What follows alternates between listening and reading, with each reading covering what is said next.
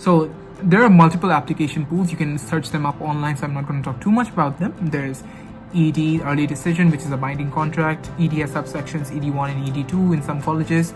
Some colleges have EA, which is early action and non-binding. Some colleges have restrictive EA, REA. Stanford has REA. Princeton has REA. Some other colleges do.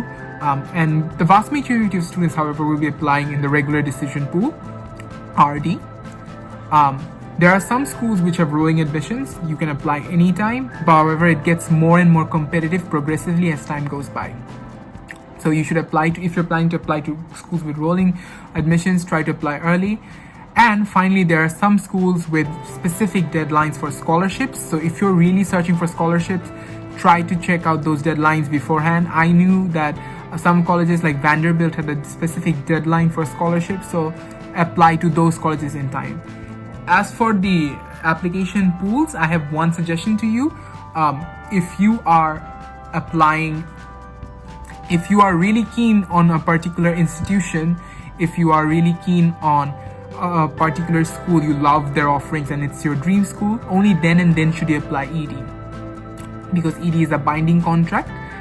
But what ED does is, due to the binding contract, it does improve your chances by a lot. I have a lot of friends who got into great institutions and Ivies due to the early decision programs. So like, if you can, and if you have a good application by the time you turn in your application and during due the ED deadline, do apply ED if you can.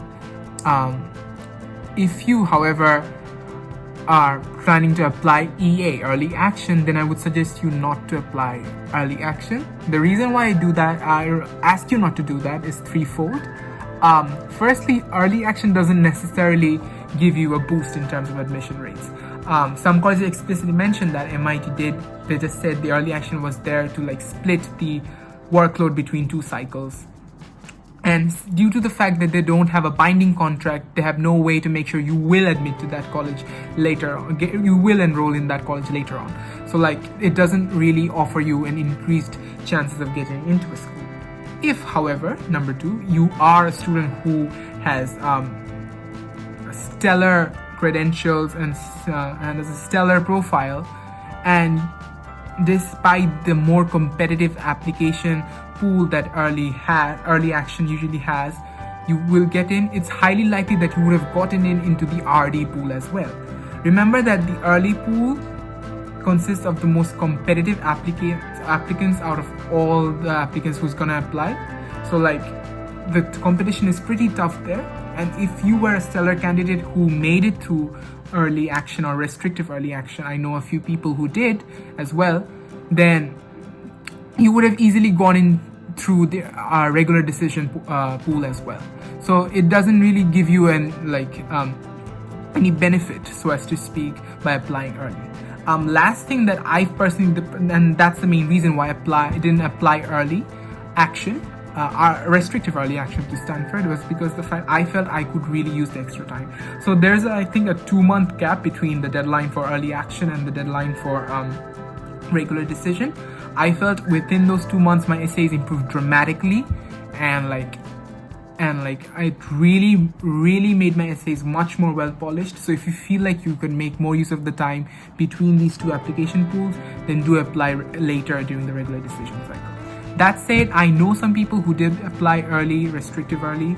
So like, if you are a kind of person who benefits from the certainty or the validation that you get from applying early and getting in and let known of your results early, which is perfectly fine. Some people do need that and some people do appreciate that, and that's completely fine. Then I would suggest you apply early. Like, I personally knew a friend who got in early and who didn't have to stress later during the entire college application process. So like, for them it was a massive relief, and if you find that you want that relief, then as an international applicant, you may as well do as well. But in the vast majority of cases, international applicants, from my own anecdotal evidence, I've seen have been deferred when they apply to early action. So like, it may be wiser for you to apply in the regular decision pool with better essays. I personally submitted 3 recommendation letters. 2 were from my teachers, and there were different teachers as in from different subjects. One was from the sciences and maths. I took one from biology, and one was from the humanities, as in she was a teacher of English. And lastly, I took another recommendation letter from outside school. This recommendation letter was from the academic coach of the International Biology Olympiad team that I participated in. So yeah, I took these 3 recommendation letters. My suggestion to you would be to take recommendation letters from a variety of people. The reason why I ask this is because they will provide a more well-rounded and more full 360-degree understanding of what you are as a character. It's good to have recommendations from a different basis of teachers. Of course, if you are a student like me who gives A-levels and is specialized in 1 or 2 particular subject niches and it's difficult, there will be exceptions for that, and those of which are allowed. But in the vast majority of cases, try to appeal to a broader base so that they can give you a more full image of what you are like in classes, in different types of classes, not just the class you're good at. One more thing, try not to give too many recommendation letters if they don't add any value. For example, I strictly limited myself to 3, and I tried to ensure that all the teachers included whatever I wanted them to include in those 3 recommendation letters, because I know a lot of people try to get as many recommendation letters as possible, but if you start to just reiterate things that another teacher already talked about, it doesn't really add anything of value, and hence that recommendation letter wasn't really worth it as an admission officer's time. So yeah, try not to max out on recommendation letters. Don't add more recommendation letters just for the sake of having more.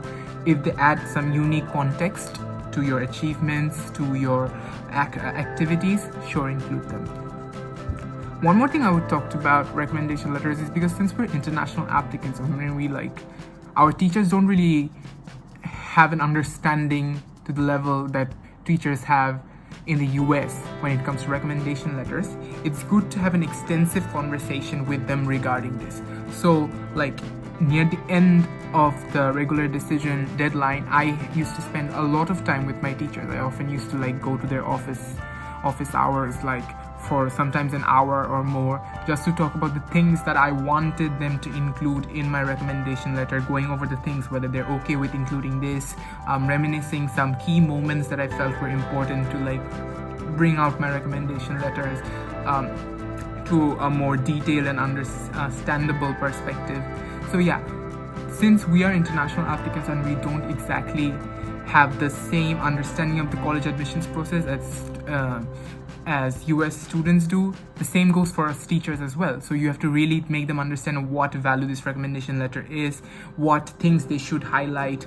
It's even better to give them a bullet list or even a template of what that letter should look like. That's what I did. So yeah, give them that, make it as easy as for them to write a letter for you while showcasing the best of your qualities. I personally had something around 50 to 60 essays to write.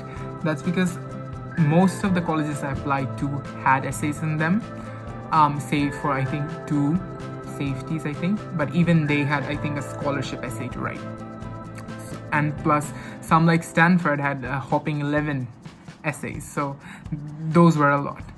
But don't be alarmed, 50 to 60 essays might sound like a lot, but in reality it isn't that much. Because number 1, if you start early, you'll give yourself ample time. I personally started somewhere around in August, which is a bit late. I would suggest you start earlier, but as in August of the year that I started applying. So I would recommend you start earlier, but I personally was able to finish out my essays. But in any case, I would expect you to start somewhere from around, say, the summer after you give your 11th grade exams. So yeah, try to do it as soon as possible. Even though it says nominally there will be 50 to 60 essays, you'll realize a lot of these essays overlap in terms of topics. There are some recurring themes such as elaborating on one of your extracurricular activities, then an essay to show your intellectual vitality or what subject you're passionate about, and stuff like that. So there's a lot of overlap between different essays, so you can definitely recycle essays. So keep this in mind. Try not to just copy and paste essays which have different prompts but sound similar. Try to actively change the semantics, how the essay approaches a topic, but while keeping the core idea same. That way you can recycle a lot of essays. And actually I think I had basically something like 10 to 12 essays that not even 10, I think less than that are just like rephrased in different ways in different essays. Because essays at the end of the day are just to give you a clear picture of who you are, and you can only have these many facets that you just express in different ways in different essays. And in fact, when you recycle essays, you add extra value to them. For example, one essay might talk about, say, an extracurricular activity, while another essay might talk about your impact on the community. So if you were to write a prompt that would like satisfy both essays, then you would actually add two different elements. You're adding one about your extracurricular activities, but you're also showing how your extracurricular activity had an impact on the community. So as such, by merging different essay topics together, you create new dimensions to your experience, to your activities, which is very good and a good highlight. Another thing about the essays is that try to have a general theme. So this is one thing I did before I started writing out my essays. I tried to picture the image that I would conjure up in my admissions officer's mind when they read my file. So like I was like, okay, so these are my highlights, and I want the admissions officer to think of these qualities when he or she reads my file. If you have an idea what you feel like you should be represented as in your admissions officer's mind, then sure, try to image that theme beforehand and then write your essays. It really helps flesh out what your essay should be, what your essay should be like, and how you can best execute your application. So when you write your essays, try not to balance yourself out between different things, then it will sound generic and normal. Rather, really hammer on some specific themes and ideas. Try to find the common thread between your different activities, and once you do find about that common thread, only solidify that thread through every essay. So remember to always revise your essays. After you're done writing your essays, leave them for a few days. For some of the essays, I kept them for a few months. Stanford essays in particular, I left them for 1 month and then went and revised them. And with a fresh pair of eyes, I felt like I could really notice a few more details, and it really helped make my essays sound better. So give yourself ample time when you write your essays. And lastly, get your essays revised or checked or reviewed by any person you know. It could be your English teacher at your school, that's possible. It could be your high school counselor. I personally got my essays checked by a senior, Parmita. She checked my essays, and I'm really grateful for whatever she did for me. So if you can also get it checked by your friends who are seniors who are currently studying in US colleges. It doesn't matter. You don't essentially, two things that you have to remember. Number one, they don't need to be an extremely good essay reader. You just want to gauge the idea that you get from their essays. You just want to see whether what you want to conjure up in someone's mind is essentially reflected in them when they read the essay. You just need to make sure of that. And number two, you just need to get a diversity of opinions.